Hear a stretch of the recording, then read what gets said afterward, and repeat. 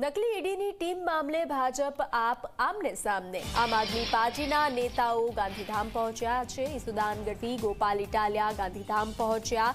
મુખ્ય સૂત્રધાર આમ આદમી પાર્ટીનો કાર્યકર હોવાનું ખુલ્યું છે। ભાજપે આમ આદમી પાર્ટી પર પ્રહાર કર્યા છે। ગોપાલ ઇટાલિયા અને ટોળકી ગુનેગારોને બચાવવા માંગે છે તેવા આક્ષેપો ભાજપે કર્યા છે।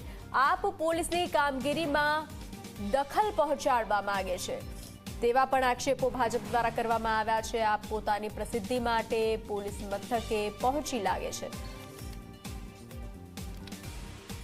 કચ્છમાં એક નકલી ઈડીનો કેસ થયો અને કેટલાક આરોપીઓ કચ્છ પોલીસે પકડ્યા અને એની પોલીસે પોતાની રૂટીન પ્રમાણે કાર્યવાહી કરી।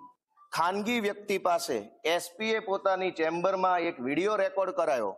આ વિડીયો જાહેર પ્રેસ નિમંત્રણથી બનેલો નહોતો। એવો ઈરાદાપૂર્વકનું ષડયંત્ર કરી અને એસપીએ એવું નિવેદન આપ્યું કે ગોપાલ ઇટાલિયાની તપાસ કરવામાં આવશે। મને આજ દિવસ સુધીમાં પોલીસ તરફથી કોઈ નોટિસ મળી નથી। મેં કોઈ ગુનો કર્યો નથી કે હું કરતો નથી। એટલા માટે સામે ચાલીને આજે હું પોલીસ સમક્ષ રજૂ થયો છું। હું કચ્છ પૂર્વના એસપી અને જે કાંઈ તપાસ અધિકારીને વિનંતી કરું છું કે તમારી તપાસ ચાલુ કરો। હું અહીંયા જવાબ આપવા માટે આવ્યો છું અને જે કાંઈ પોલીસની કાર્યવાહી હોય એમાં સહયોગ કરવા આવ્યો છું।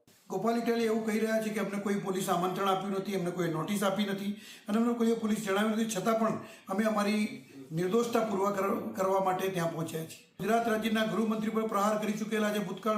ભૂતકાળમાં કથાકારો, મહિલાઓ અને બ્રાહ્મણો માટે એલફેલ શબ્દો બોલી ચૂક્યા છે અને શબ્દો બોલ્યા પછી માફી માંગવી આનાથી વધારે વિકૃત માણસ કયું હોઈ શકે? એટલે પોલીસની કામગીરીમાં ખલેલ પહોંચાડવા માટે અને ગુનેગારને બચાવવા માટે અત્યારે ત્યાં પહોંચી અને પોલીસની કામગીરીમાં ખલેલ પહોંચાડે છે।